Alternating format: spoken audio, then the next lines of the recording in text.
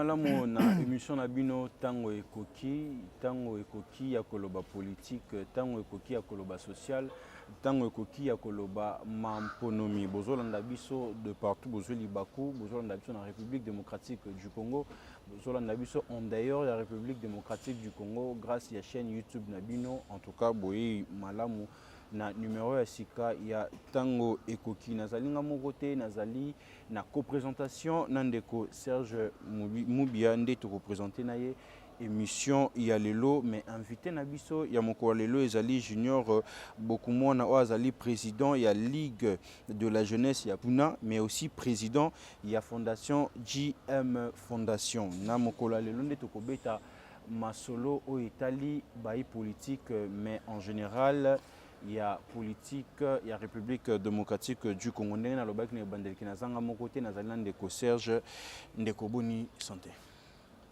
Voilà, merci beaucoup Ndeko BMC Badjo. Bonne année na bandeko nyonso bazolanda biso na kati ya émission monene tango ekoki ngonga yango ebelemi 2023 année électorale 2023 nde tokoyeba soki président akolongwa to président akozala kaka. Merci beaucoup ndeko Bems na malobo pesinga malobo ezali mingi te ya koloba juste tokobongisa kaka muke Serge Mwibiate mais Serge Mwembia. Voilà, merci beaucoup ndeko Bems. Voilà, lelo face ya Junior Bokumona o tokobeta nae masolo baï politique en général, mais aussi na fondation nae. Bonjour Ndeko. Bonjour Ndeko Bems. Les allez singapo na biso koyambayo na numéro ya tango ekoki. Ba o baï kotala yo bakoki koyeba en général na makasi na yo moko koki ko se présenter. Merci beaucoup. Ndenge boyambinga na plateau na bino. D'abord et avant tout mes vœux le meilleur à vous deux. Merci. Merci pareillement. Et également, on a souhaité bonne année à ma chère et tendre épouse qui me suit. Et également à tout le staff JMB Foundation. Mes vœux le meilleur à tous les jeunes Congolais d'ici à Kinshasa et dans toute l'étendue de la République. Je suis le président national de la Ligue de jeunes du Puna, comme vous l'avez dit. Et également, je suis le président fondateur de la JMB Foundation, oui, Kambami Nangamoko. Et nous avons accompagné le staff pour l'accomplissement de la mission que nous sommes assignés dans cette ASBEL. JMB Foundation, ils allaient en sigle, mais on a une définition dans Mobimba. Il n'y a pas JMB Foundation, c'est une ASBEL qui porte mon nom, qui veut dire Junior Mbenzo Bokumona Foundation. Yango est créé déjà depuis combien de temps? Voilà, JMB Foundation, c'est une nouvelle ASBEL, toute jeune. Déjà, ils ont une année depuis sa création. Et tout à l'heure, action ici à Kinshasa. Et comme nous avons un caractère national, nous envisageons également aller à l'arrière-pays, n'est-ce pas, pourquoi pas, toujours dans le cadre d'accompagner les personnes démunies, c'est-à-dire des enfants orphelins, démunis, des femmes veuves et également des personnes vivant avec handicap. Telle est la mission que la JMB Foundation s'est assignée. Voilà, merci beaucoup. Comme vous avez Bouti Koloba et JMB Foundation, ça a déjà une année. Ils ont un caractère national. Ils ont implanté dans combien de provinces? Quel est le but principal de la fondation? Pourquoi vous avez créé ça? Voilà, il faut dire que jusque-là, JMB Foundation n'a pas eu l'opportunité d'avoir les partenaires, ou sinon je dirais la chance d'avoir des partenaires qui nous accompagnent. Nous agissons avec nos faibles moyens. Pour l'instant, nous sommes en train d'opérer dans la ville de Kinshasa, partout où le devoir nous appelle. Nous partageons tout ce que nous avons, le peu que le Seigneur met à notre disposition avec les personnes démunies. Pour répondre à la question, mon côté, ils allaient implanter dans combien de provinces? Parce que nous avons 26 provinces dans la République démocratique du Congo. Ou soit bit au fondé un jour et comme un parti politique, pour répondre à deux questions. Voilà, merci pour la question. Il faut dire que GMB Foundation, c'est d'abord une mission, je dirais, particulièrement personnelle. Il faut que je le dise comme ça, moi je suis chrétien. Le Seigneur a déposé dans mon cœur une charge lourde, un fardeau, que je considère également comme un privilège, lequel d'accompagner ou sinon de partager le paix qui met à ma disposition avec des personnes faibles, avec des personnes vulnérables. Vous savez, dans notre pays, l'État est là, n'est-ce pas, pour survenir au social, sinon pour tabler sur le social de la population. Mais l'État, lui seul, ne saura pas le faire. Raison pour laquelle nous, en tant qu'organisation, en tant qu'institut, en tant qu'ASBEL, nous accompagnons l'État dans cet exercice. Mais est-ce que nous sommes implantés dans toute la République? Jusque-là, je dirais pas encore, parce que nous n'avons pas encore le moyen de le faire. Mais c'est notre souci, et d'ailleurs c'est notre vocation, aller partout dans la République, et pourquoi pas partout dans le monde, pour apporter notre modeste contribution, n'est-ce pas, aux faibles, aux personnes vulnérables. Est-ce que lobby, comme un parti politique? Je dirais non. Pour tout le monde qui a déjà tout le monde est belé. Babandaki comme ASBL, ONG, mais après comme parti politique pour nako Tchalibaya pe. Et Bandaki peut le go la mouvement rebelle et comment le parti politique bazoba ministère comme exemple RCD Goma et on comment RCD et quand même pas moi l'amboka ancien ministre de décentralisation. Bon. Déjà, comme vous avez déjà une année, ceux qui lobby comme parti politique, ok, merci pour la question très pertinente. Bon, pour la bande qui n'a pas mouvement soit associatif ou de mouvement de guerre, bon, il va de leur droit, moi je le concède, il va de leur droit qu'ils aient été transformés leur mouvement, n'est-ce pas, dans un mouvement politique. Mais ici, j'aimerais le marteler, la fondation GMB, ou sinon je dirais GMB Foundation, ni hier, ni encore aujourd'hui, et non plus demain, ne sera transformée en une organisation politique. Elle est aujourd'hui et elle demeure une ASBEL et qui va conserver jusqu'à ce que le Seigneur le veuille sa mission d'accompagner le vulnérable. Voilà, Ndeko Junior TV za radio te malobanayo etika ina bilili. Une fois tout moins ce Junior Foundation est comme parti politique tozongela. Ndeko Bems malobeze panayo. Voilà, ozali kaka président fondation na yote mais ozali pe moko kati ya parti politique puna. Santé ya parti na bino ezandengeni.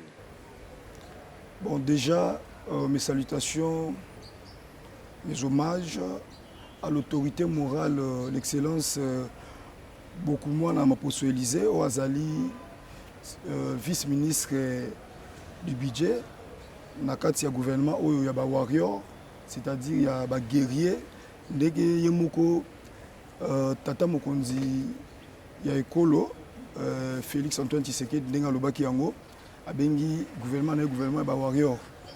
Voilà. Puna se porte bien. Nous sommes membres de l'Union sacrée. Tous en a gouvernement Oyoyo. Et au jour d'aujourd'hui, Puna s'est implanté dans toutes les provinces presque de la République. Donc nous comptons au moins 21 provinces dans lesquelles Puna a implanté. Donc par là, pour répondre à votre question, je dirais Puna se porte à merveille.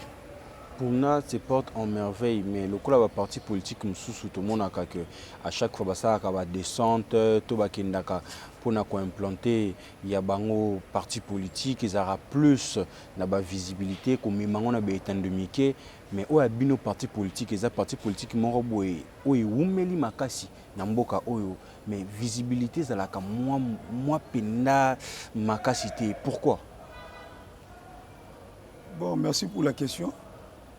Je pense que tout à l'heure, je venais de le dire, Puna, pour l'instant, a implanté dans 21 provinces. République démocratique du Congo, ils ont compté 26 provinces. Donc, aux 21 provinces, je pense que c'est synonyme à visibilité. Je ne sais pas ce que veut dire visibilité. Na lelo ba memara mingi makambo na ba réseaux sociaux mais eza o bino bosala raté pona kolakisa ke bozali. Ok, c'est ce que vous dites, mais nayebi ke bao balandaka etandoike ba monaka mikolo nyonso ba communicateur ya Puna na ba télévision, et également l'autorité morale qui ne cesse d'intervenir par rapport à l'actualité de l'heure, l'actualité politique. Je peux prétendre et même prendre le risque de le dire que Puna a une visibilité. Azana bitandonike, awa tata mokonzi ekola utaki province ya Équateur, je crois ceux qui bolanda ki bitandonike, beaucoup ko mona Puna, ba drapeau zali ko hissé na RTNC. Permettez-moi de citer la chaîne parce que les chaîne nationale, les chaîne. Voilà, merci beaucoup de Tokoti Nakatia vie à parti politique. Ndeko Junior, est-ce que Koko Sabiso vision et Afuna pour le but qui existe, ça fait combien de temps le parti existe déjà dans la République démocratique du Congo? Déjà, il faut que je le dise, Puna est un parti avant-gardiste. C'est-à-dire que c'est un parti qui est né même avant l'indépendance. Voilà. Mukolo ya IDPS. Voilà, vous vous rappellerez que tant que nous avons discuté na banoko na biso belge pour l'indépendance ya mboka na biso, vous allez vous souvenir que moto oya kambaki délégation ya mboka na biso na ba discussion na table ronde babengi na kombo ya Bolikangu Akolukaka yende azali père fondateur ya Puna. Voilà.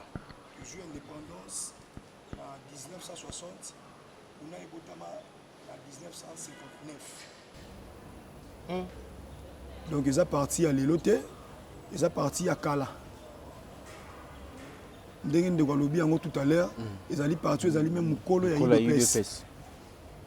Et le Puna a contribué à donner le peuple congolais ce qu'il a aujourd'hui, n'est-ce pas, comme statut au regard de la communauté internationale.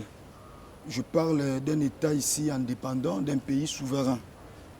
Parce que nous avons acquis la souveraineté à partir de l'indépendance qui nous a été donnée par nos pères de l'indépendance, s'il faut que je le dise comme ça. Voilà. Voilà, merci beaucoup. Est-ce que Puna a Kokindepe na Maponami na 2023, Puna peut être prêt pour nous na Maponami? Puna, Tozali, d'abord, il faut le dire, allié de l'UDPS, un allié naturel de l'UDPS. Nous sommes membres de l'Union sacrée, voilà, n'est-ce pas? Nous soutenons son Excellence, Monsieur le Président de la République, chef de l'État, Félix-Antoine Tshisekedi Tshilombo. D'ailleurs, Puna, pour la petite histoire, avant de répondre à la question, voilà. Puna, c'était le premier parti à plébisciter qui candidature il y a actuel président de la République en 2018.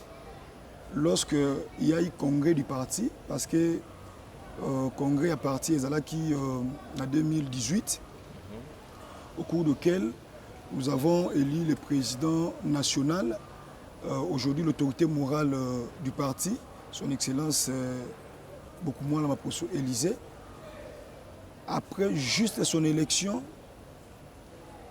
l'autorité morale nous avait conduit à désigner quel serait le candidat à soutenir. Donc vous comprendrez que le Puna, c'est le premier allié du président de la République actuelle. Avant même qu'il ne se prononce lui-même comme candidat de la République, candidat président de la République, excusez-moi, le Puna l'avait déjà publicité. Alors, pour répondre à la question, est-ce qu'aujourd'hui,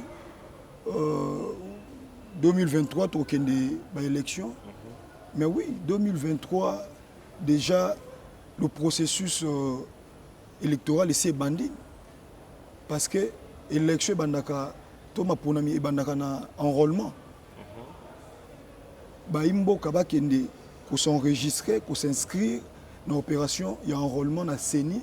Au CENI, à Bengibiso, je profite de l'occasion pour inviter tous les Congolais, les jeunes, comme de personnes âgées, de vieillards, d'aller s'enrôler, de faire confiance à la CENI, d'aller s'enrôler et de se préparer à l'ordre de bataille pour aller aux élections au mois de décembre 2023.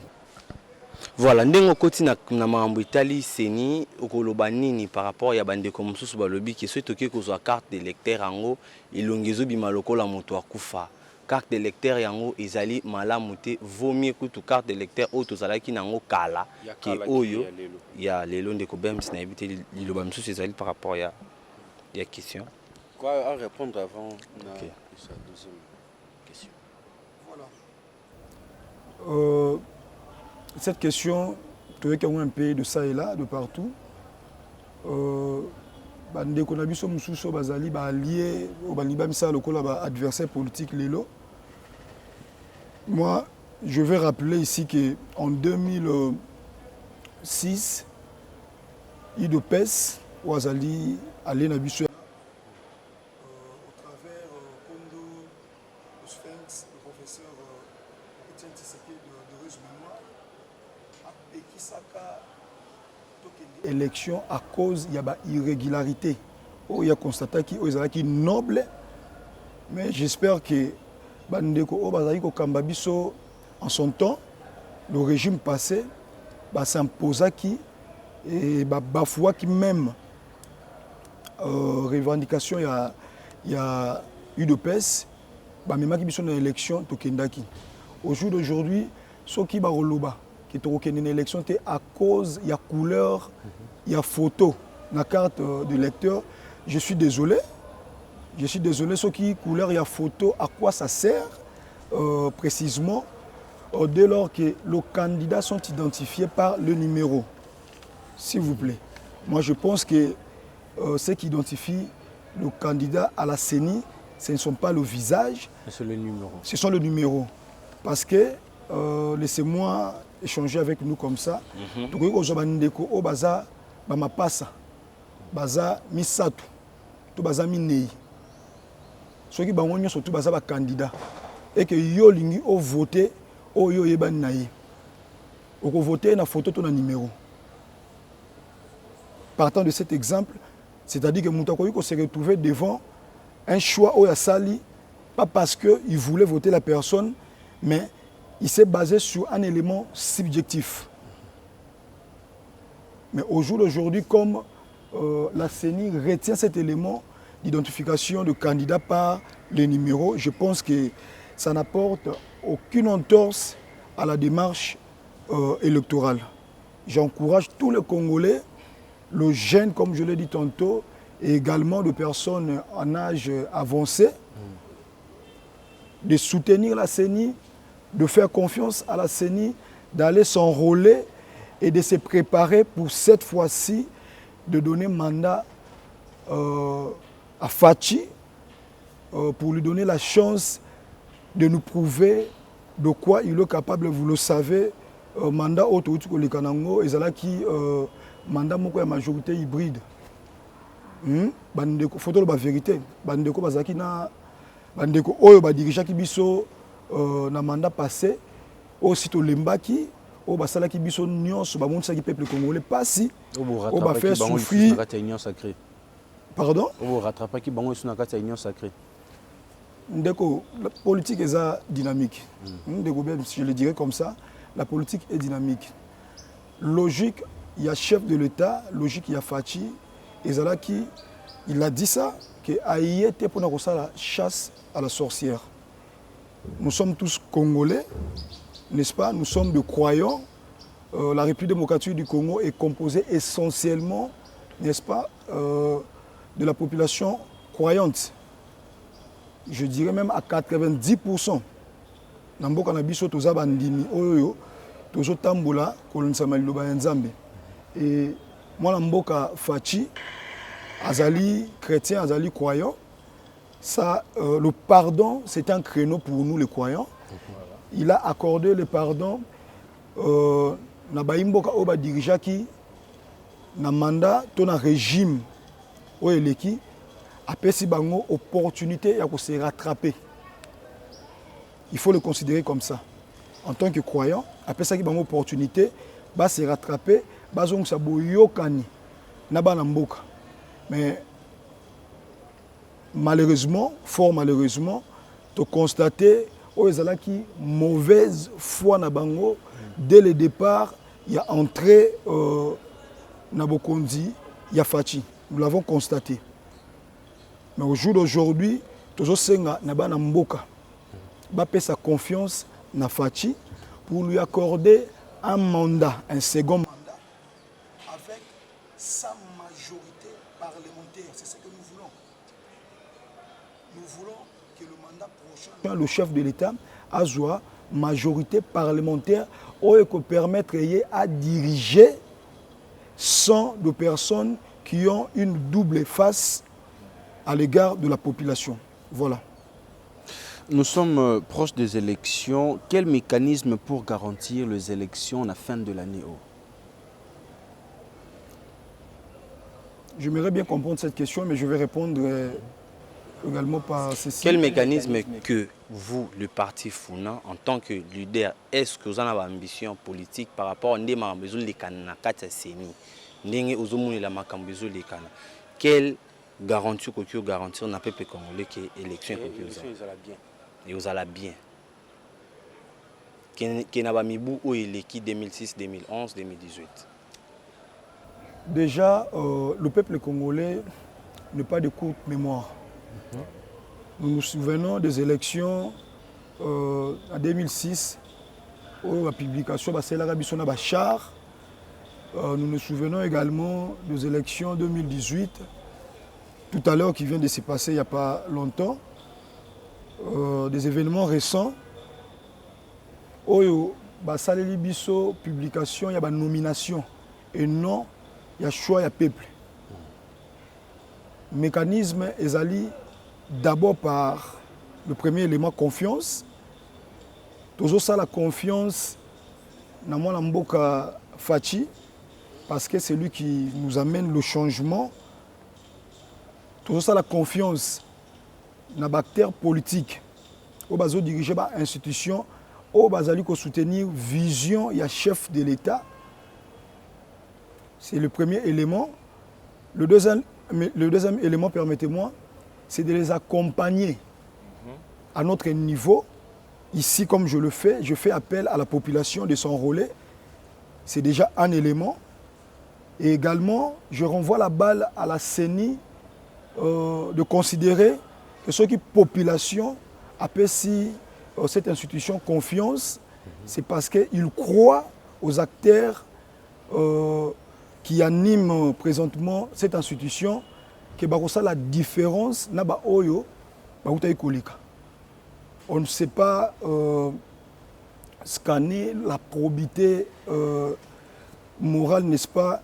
Il y a ba oyo bazali ba animateur, il y a institution là pour l'instant, mais nous nous basons sur l'élément confiance et nous allons voir ce que ça va donner. Parce que le créneau du chef de l'État, c'est le peuple d'abord. Voilà, le créneau du chef de l'État, c'est le peuple d'abord, mais toujours dans le même ordre d'idée, dans la même question, même étape, il y a ma ponomie, il y a l'élection. Bandeko, il y a PPRD, Balobi, Emmanuel Chadari, secrétaire exécutif, secrétaire permanent plutôt, il y a PPRD à lobby, bako kendi na élection parce que bazo ka déjà solo, il y a tricherie.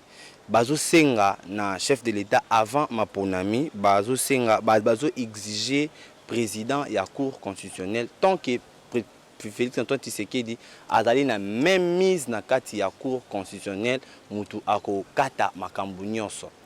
Président aza déjà na kati aza déjà na loboko na kati ya seni bazo senga pe na bango bazali na ba membre te na kati ya seni PPRD azali na ba membre te na kati ya seni tant que bango bazali parti ya munene bazali pe na opposition bazo ka déjà sur la tricherie. Quelle réponse ou soit quelle réflexion que vous ça par rapport à la déclaration il y a mon amboka Emmanuel Chadar. Bon, ça me fait rire un tout petit peu. Moi, je ne sais pas. Pour Tshisekedi, a-t-il déjà Moutakokata Makambo Moutunae au niveau de la Cour constitutionnelle ou au niveau de la CENI. J'aurais compris si on accusait le processus électoral être entaché des irrégularités par la CENI, par le chef de la CENI, par son organisation, ça j'aurais compris. Mais dire que la CENI, plutôt les élections sont entachées des irrégularités parce que le Cour constitutionnel, ils ont la même mise. Cartographie et alité. Donc, genre, dans la ville, province de Kinshasa, admettons, CENI a cité nombre, il y a des centres où il y a des cartes d'électeurs, égalité. De tout ce qui est vague, mais il y a déjà tentative, déjà, il y a tricherie. Pour la bande de PPRD. Pour la bande de PPRD. Il y a des gens qui ont cartographie, tout ça, on a combien de centres dans la ville, province de Kinshasa. Jusqu'à présent, CENI a cité. Bon, je dirais que c'est des bonnes guerres. C'est des bonnes. Bandeko ya PPRD dirigé Mboka pendant environ 20 ans. Ok. Dirigé Mboka pendant environ 20 ans. Et pouvoir bâton d'Arayangote. Pouvoir bâton d'Arayangote, ça ce ne sont que de faux fuyants. Nous invitons les peuples congolais à être vigilants. PPRD balingi ba distraire biso. Balingi ba mema attention, il y a peuple congolais na distraction. Or tosito komi awawa pembeni ya mabongisi ya maponami. Peuple congolais a se concentrer na enrôlement ou ezali opération ya liboso ezali ko projeter ba élection. Tous s'enrôler massivement. Et tous le mois de décembre pour que nous sanctionner l'institution Sikoyo. Je pense que c'est la démarche qu'il faut faire. Ce n'est pas le contraire. Nous nous préparons pour les élections. Nous attendons les élections. Et c'est au peuple d'en décider. Le peuple congolais a koyeba ce qui Félix a préparé tricherie, comme ils le disent, n'a pas eu un peuple à sanctionner. Ils nous ont conduits ici pendant 20 ans en ce qui concerne l'organisation des élections.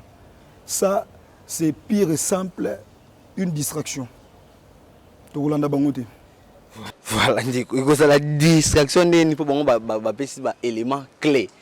Oyo koki ko sala ki tricherie sur la tricherie ezali komona na habité ndeko BMC sur les élections mutuna ezali pour ndeko junior azali wana akoki ko yanola bi ozali membre P ya kati ya Union Sacrée kotala ndeko Katumbi o azalaki na bino a se retirer puis à se proclamer déjà comme candidat na présidence. Moi ko banga ezali te na ngambo wa bino pour azali pe candidat de taille ou azala qui n'a bino mais s'est retiré. Ndeko Katumbi tokobanga ina nini? Mais laissez-moi vous rappeler, okay, n'est-ce pas, que c'est Fachi, n'est-ce pas, na mutema nae munene oyo azanango mutema nae malamu yende autaki kobwa que la bouée de sauvetage na Ndeko Katumbi. nous avons assisté ici à la scène politique pendant les élections qui viennent de sanctionner le choix de Fachi à la magistrature suprême. Ndeko Katumbi Atsaki le Kolombo Kaote, n'est-ce pas? Ndeko Katumbi Atsaki le Kolombo Kaote, mais c'est Fachi qui l'a jeté le bouée de sauvetage pour nous récupérer à la justesse.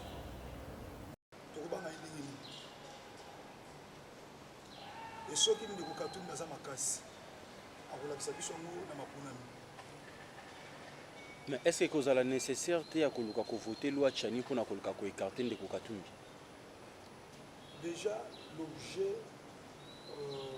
pour le chef de l'État, ça il faut que je le dise, ce n'est pas d'exclure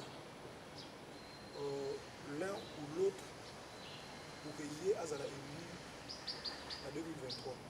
Ça, ce n'est pas l'objet pour le chef de l'État. Et je vais voter pour exclure certaines personnes, n'est-ce pas, la course. Ça, c'est insulter même le représentant du peuple. Parce que le Parlement, c'est une assemblée délibérante qui représente également, n'est-ce pas, la volonté du peuple. Ceux qui sont là, les députés, le sont au nom du peuple. Ok? Donc je ne vois pas une chambre comme l'Assemblée nationale, également avec la chambre haute, prendre des lois juste pour exclure. Pour quel but, je ne vois pas. C'est subjectif comme appréhension, c'est vraiment subjectif. Voilà, toujours tous allés kaka, ils allaient kaka na élection de tout côté si Moïse Katumbi, toujours continuer kaka na kati ma élection. En tant que moi na Mboka, président Ligue des Jeunes, quelle est votre ambition politique pour le Congo pendant 7 ans? Naïbi qui on comprend déjà la question. Voilà, merci pour la question. Est-ce que vous serez candidat? Clair, voilà, si vous serez candidat ou partout, donc précision. Ok. Personnellement, j'ai des ambitions politiques. Déjà, je l'ai dit, je l'annonce. Je serai candidat avec bien sûr. Je serai prophète. Je serai voilà. candidat avec la bénédiction de l'autorité morale, son excellence Okoumana Maposoulisé, ministre au budget. Si l'autorité estime qu'il est opportun, je serai aligné. Mais personnellement, je me présente comme candidat au sein du parti. Je vais présenter mon dossier au moment venu au sein du parti. Quelle est ma vision politique? Bon, présentement, je suis membre d'un parti politique. Je suis également président national de la Ligue des Jeunes. Je ne dirais pas que j'ai une vision politique propre à moi. Je soutiens la vision politique de l'autorité morale qui est mon leader. Également, lui à son tour, il soutient la vision politique du chef de l'État. Pour l'instant, c'est ce que je peux dire. Si vous serez candidat, dans quelle circonscription? Déjà, je suis de Mwamba. Je profite de l'occasion pour inviter tout le monde. Kingabwa, Limete, Paka Djouma, Mombele, Lemba, Matete, Ngaba, Lemba Salongo, Livulu, plateau de professeurs, Unikin, pourquoi pas. J'invite tout le monde à s'enrôler et à se préparer à voter Junior Mbenzo Bokoumouana parce que j'apporte le changement et je fais partie de la crème de la jeunesse qui vient pour changer les choses au sein de la politique. Voilà. Voilà, message est passé déjà. Balobi, tout mon amba soutenir l'honorable Junior Kalaté Azo qui t'a déjà nassé wana mon amba mais ndeko Junior lelo tout le monde en tant que ça jeune frère autant on a pour Sambongo. Est-ce que ceux qui va pesio chance président de la République a pesio chance il y a qu'au travail tout comment on a les sous-soutés dans le journal officiel na liste ya bato o bazo détourné parce que chef de l'État a quitté Nambujima a tomoni plus de 45 millions de dollars détournés. Projet 100 jours, n'en parlons même pas. Kinshasa zéro trou jusqu'à présent. Kinshasa, Maboulou na Maboulou, premier ministre a décaissé Mbongo tout le monde lelo awa. Chaque fin du mois, 2 millions 100 000 francs, 100 000 dollars et bimaka. Pour na kin bopé tout le monde naka eloko et ça la kate. Est-ce que ce bapé sur chance il y a qu'au travail pour mener un chef de l'État tout le monde a ba résultat nini TVza radio T ba image éthique à la.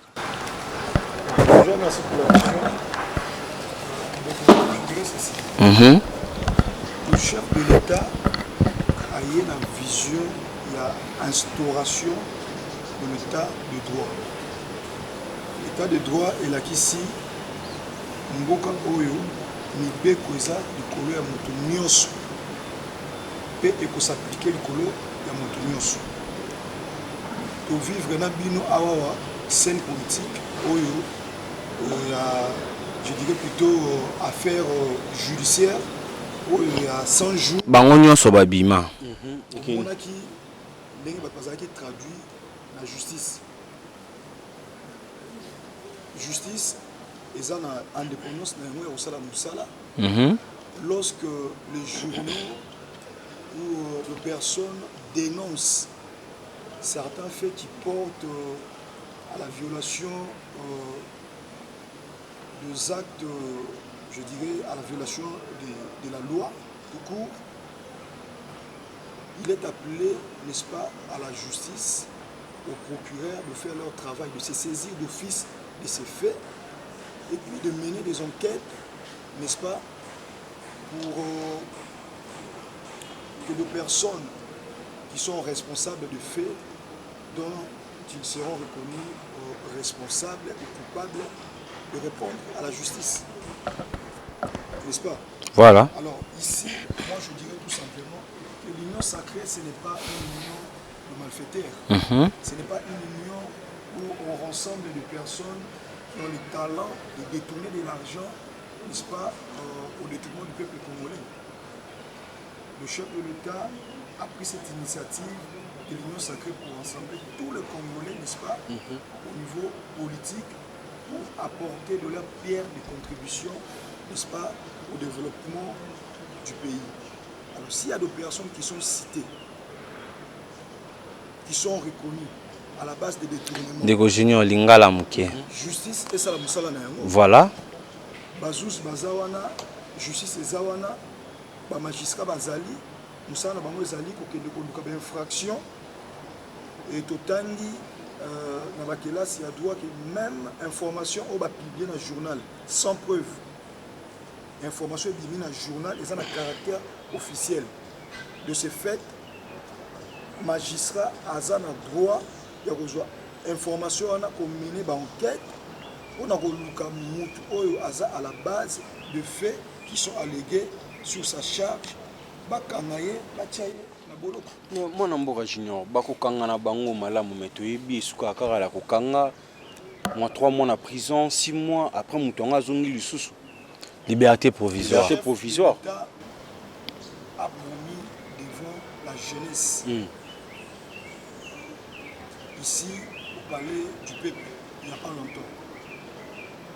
Je crois il y a un jeune qui est sorti on a retourné à chef de l'État lobby. Mais balobi na gouvernement na yo bato détourné yo un état de droit zo salelo te chef de l'État a promettre jeunesse alobi soki boyebi bato oyo bazo détourné na kati ya gouvernement na boya na ba preuve bakokanga bo. Mais chef de l'État est mon cas au constatant on a Mbujimai. Le constat pour que un sujet soit traduit à la justice, cela ne relève pas permettez-moi de le dire comme ça, cela ne relève pas de l'assentiment ou seulement le simple pouvoir du chef de l'État. Le chef de l'État, ce n'est pas l'appareil judiciaire. C'est lui qui constate une infraction, c'est les magistrats, le ministère public. Donc c'est à la justice de faire son travail. Le chef de l'État n'a pas vocation d'empêcher la justice de faire le travail. Et je ne crois pas. Et surtout, que sa lutte, c'est pour instaurer l'état de droit. Chef de l'État a la volonté wana ya kobongisa mboka, ya kotia ba Congolais à l'aise na mboka na bango. Mais kaka ba oyo ya bino ya union sacrée, nde bazo tchande mabanga, bazo tchande charge pour volonté wana ou vision à chef de l'État à la concrétiser. Vous pensez que na ba élection en 2023, ba Congolais ba kopé c'est sous chance na chef de l'État ya vous allez sous président de la République. Après tout ce que oyo union sacrée et là qu'ici. Merci pour la question. Déjà, il faut te le rappeler. Le chef de l'État, à lui seul, il est impossible. Il est impossible de s'imaginer que le chef de l'État, à lui seul, a Bongisamboka. Il est simplement le porteur de la vision qui met le pays sur le rail. Mais il appartient à tout Congolais d'apporter sa contribution au développement du pays. Chacun à son niveau. Chacun à son niveau. La justice doit faire son travail. Le journaliste doit faire son travail. Les politiciens doivent faire leur travail. Le Parlement doit faire son travail. Le chef de l'État apporte la vision et il nous appartient à nous tous de le soutenir pour que sa vision arrive, n'est-ce pas, à sa concrétisation. À le soutenir, mais bah, oh, bah, déjà, oh, bazo la kisana union sacrée wana que bazali wana mais bazo porter vision à chef de l'État. Qu'est-ce que le chef de l'État doit faire déjà avant que tout qu'il n'ait pas pour nous? Le chef de l'État est clair, comme je l'ai dit tout à l'heure. La jeunesse lui a posé cette question. Le chef de l'État lui dit ceux qui voyaient les détourner. Vous en avez preuve, apporter ces éléments pour que le Parlement soit traduit en justice. Il est de droit en principe à celui qui allègue un fait, il appartient l'obligation d'apporter les faits probants au succès de ces allégations. Oui, Ndeko, dans le même ordre du deux, IGF nous avait dit qu'il sera là si près pour empêcher ceux qui m'outoient à 10h10, 10h30, IGF à Kangi. Mais tant de détournements au Ezo les Kanao. Question est Aliboé. Na ebiti ceux qui ont une bonne mémoire, il y a raisonner tout sur malamu. Dossier nini IGF à Kanga déjà m'outoient et puis tout qui est à côté Makala. Quel est vraiment le rôle de l'IGF? Pour l'IGF, c'est ça une union sacrée. Merci pour la question. D'abord et avant tout, je ne dispose pas des éléments des enquêtes de l'IGF. Ça, c'est déjà qui public, tout le monde qui m'a dit Tony Mwaba Awa. Et les cas qui sont sur tout le monde qui en haut, Tony Mwaba na IGF, 12 millions, qui sont pas Kabu ya bongi si bango, te yozo 6 nanga pena zo 6 tanga likambesi là. 45 millions likambesa te IGF. Quel est le rôle de l'IGF pour l'instant? Tant que j'ai une photo de la vérité, voilà.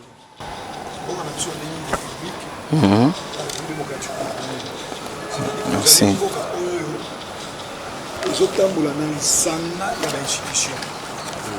Un dossier.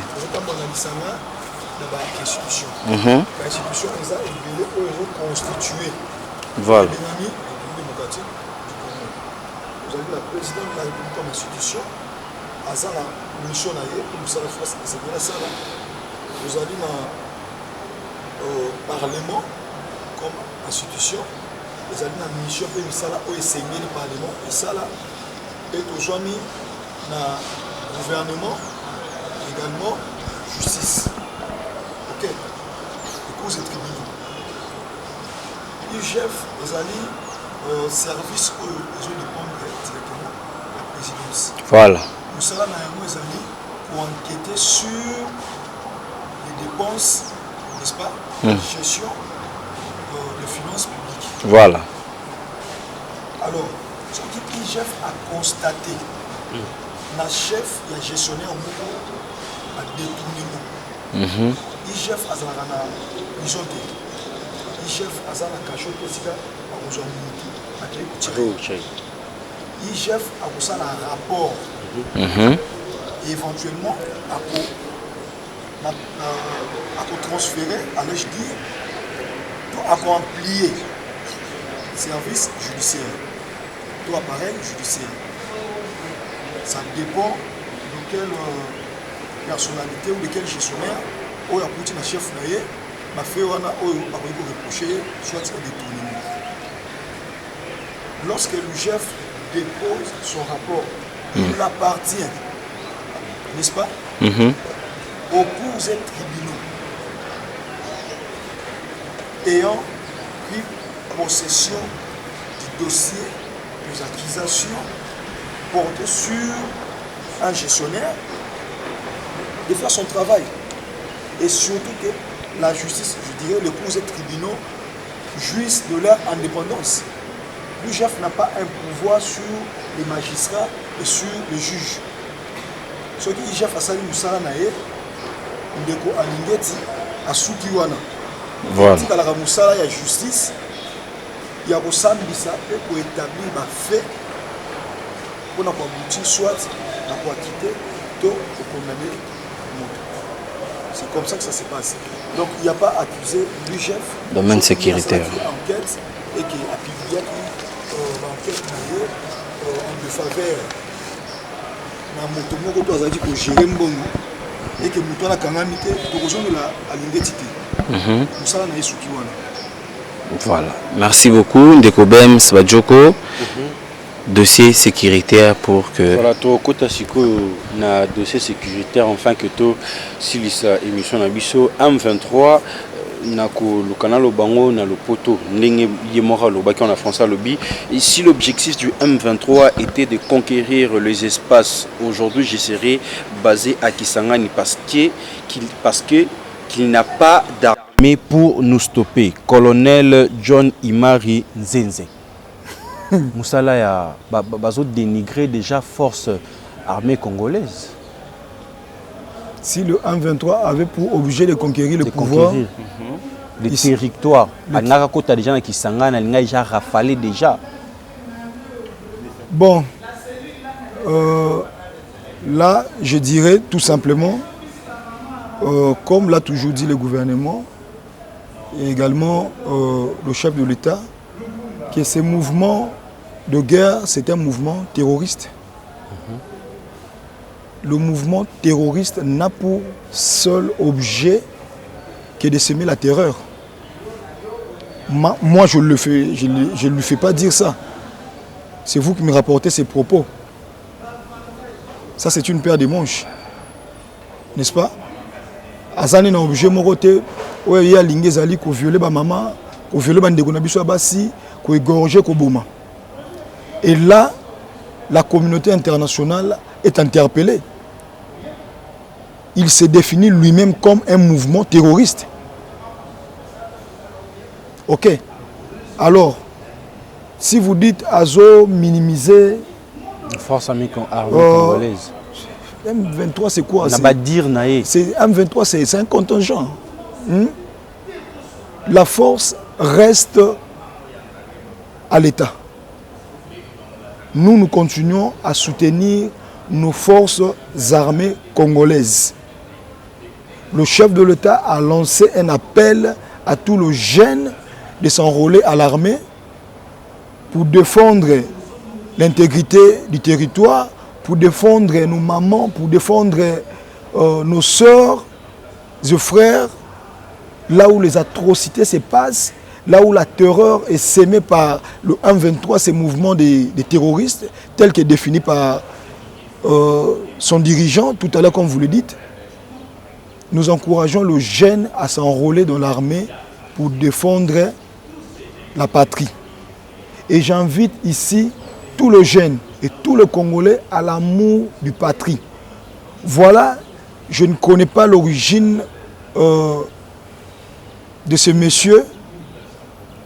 Nous pouvons comprendre qu'il y a des gens comme ça dont la lutte, dont le plaisir que sur le malheur de Congolais.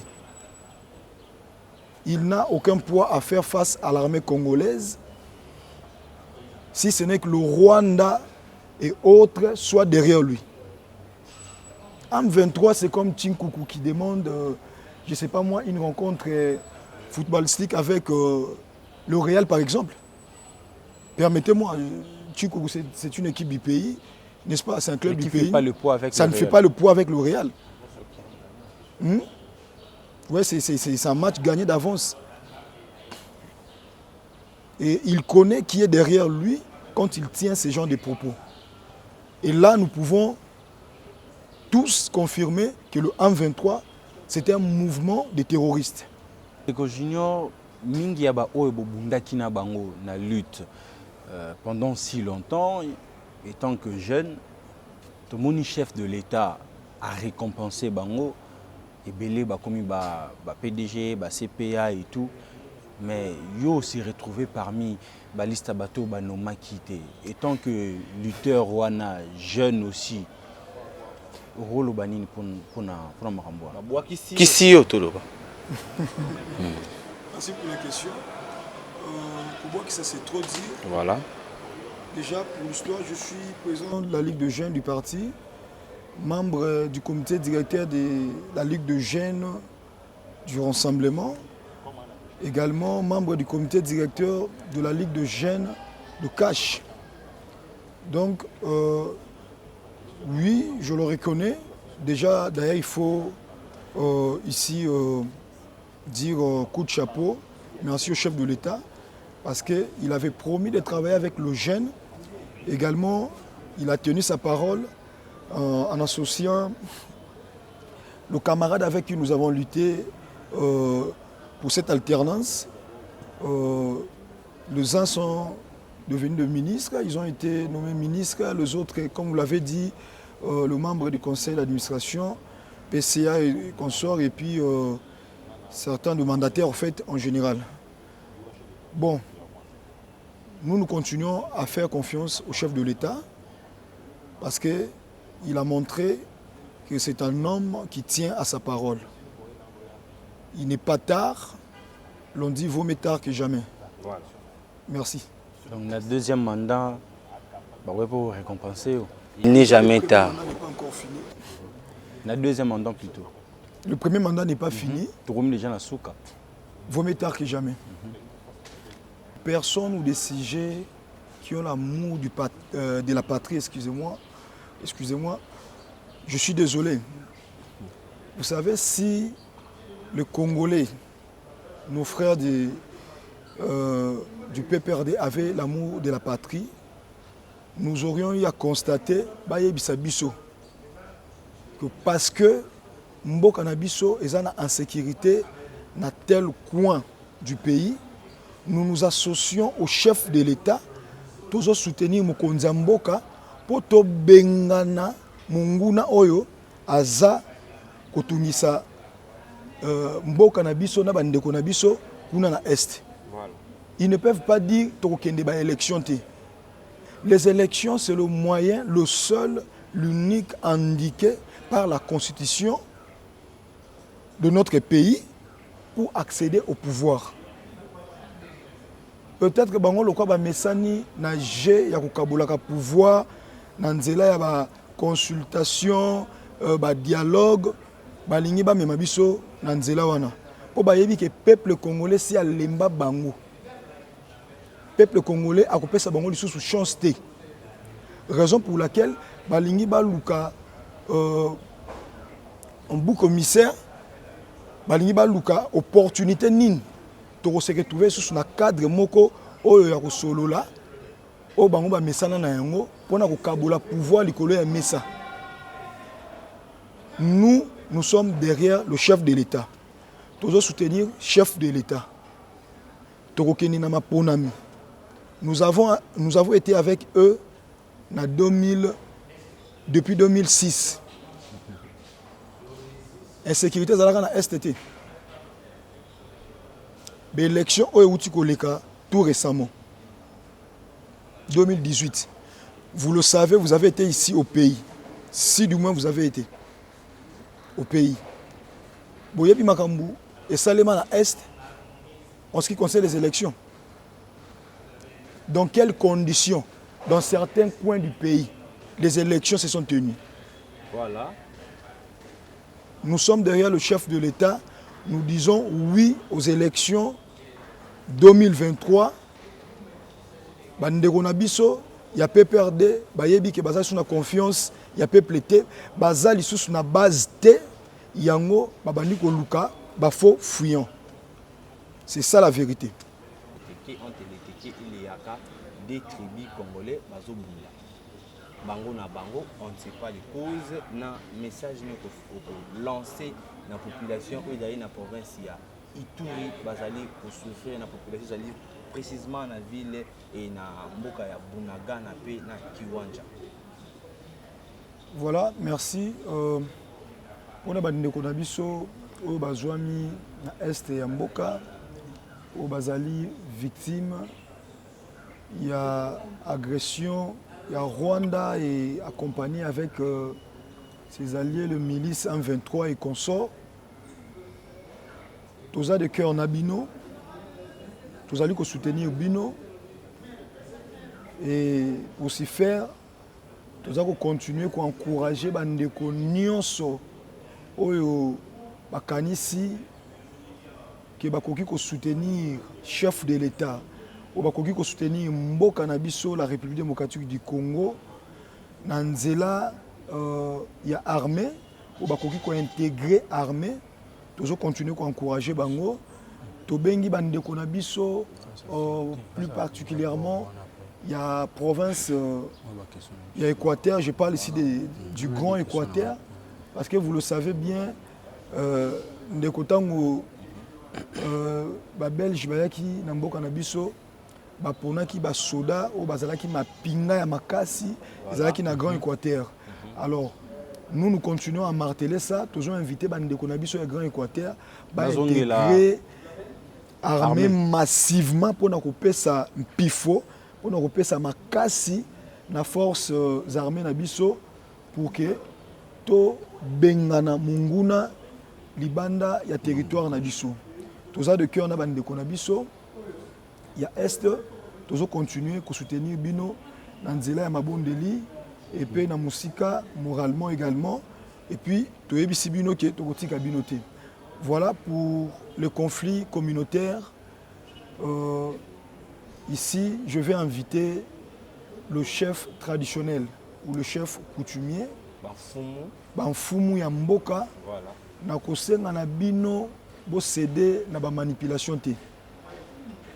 Parce que bino bozali ba gardien ya patrimoine traditionnel et culturel ya ba mboka na biso.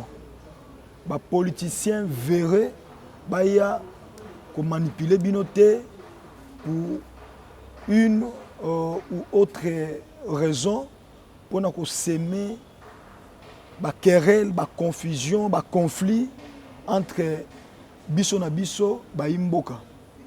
Ozala ya mboka songolo, tozala ya mboka pakala, biso nyonso toza ba congolais, toza na posa tozala na bomoko po tozwa temps ya ko réfléchir pona kotonga mboka na biso. Temps wana ya ba conflit yango nde ezali kozongisa biso sima et ba politiciens verré o bazali ko alimenter ba conflit wana bazali ko tirer profit na sima mikongo na bino mais ezali basi ezali bana pe bandeko o ya biso nde bazali ko kufa pe tozali ko zonga sima na ko encourager biso toloba niet toloba tangu ekoki ya kotika ba conflit wana ya ko sini comme un seul homme total liboso po totonga mboka tozala toujours na sima ya chef de l'État tata mokonzi ya ekolo Antoine Félix Tshisekedi Tshilombo, Guy Fachi, tout dans la simanaye pour nous soutenir yé na vision na yé oyo azana yango ya ko tombola mboka na biso pour nous sala na ba jeune ba comme ba multimillionnaire, ba millionnaire, de milliardaire pourquoi pas na mboka na biso. Kasi tokoki ko sala yango to vision na ekoki ko kokisa makaka soki kimia ezali na mboka. Elongo tokotombola mboka. Merci. Mwana mboka junior tokomi déjà na suka mais tokoleka na question réponse ya mbala moko. Vous en attend à réfléchir vraiment mingité yo ko répondre mbala moko. Vous allez d'accord na biso? OK. Voilà. Question à liboso mwana mboka. Mboka eza malamu to eza mabe? Le peuple souffre. Lelo soki yo ozalaki na pouvoir ya kolongola ba ministre na kati ya gouvernement warrior ba ministre nini yo linga kolongola ba nga baza combien ba kombo te mais o chekaka chiffre. Je ferai comme Fachi. OK, ndeko yo ko poser des questions. Ministre nini wa sala mabe. Justice de Webon. Selon yo, so za na bolinga mboka. Ministre nini wa sala mabe. C'est le chef de l'État qui connaît qui dirige, avec qui il dirige. Ndeko Junior, face à la caméra, quel est votre plus grand combat? Mon plus grand combat est celui de relever la vie de la jeunesse congolaise. Notamment, nous voyons le jeune qui travaille dans les entreprises des expatriés ici, communément appelés des journaliers. Nous constatons que ces jeunes sont sous-payés. Vous prenez par exemple quelqu'un qui travaille pendant 8 heures de travail par jour au moins et qu'on le paye 5 000 francs. C'est inadmissible. Ce qui est le député, le connaît en salaire, Bosso. Ma première lutte va constituer à remettre le jeune travailleur congolais dans leurs droits. Votre mot de la fin par rapport à l'émission? D'abord, je dis merci pour l'opportunité que vous m'avez accordée à m'exprimer devant votre micro. J'encourage cette initiative qui est la vôtre. Et également, j'en appelle à tout le jeune de ne pas baisser le bras. Demain sera le meilleur. Nous tendons vers les élections cette année 2023. J'invite tous les jeunes et toutes les personnes de Moamba à s'enrôler massivement. J'invite tous les Congolais à soutenir la CENI dans cette démarche des élections. J'invite tous les Congolais à soutenir le chef de l'État, n'est-ce pas, dans sa démarche de renforcer nos forces armées congolaises pour lutter contre les agressions de Rwanda avec tous ses alliés et M23 consorts. Tous les Congolais, nous sommes derrière le chef de l'État et tous les Congolais, nous sommes pour un état de droit. Nous ne soutenons pas les détournements au sein de la gestion de la chose publique. Nous appelons également tous les Congolais, chacun pour ce qui le concerne, à soutenir le chef de l'État pour que sa vision soit concrétisée. Quant à moi, je donne rendez-vous à tous mes électeurs d'ici décembre 2023.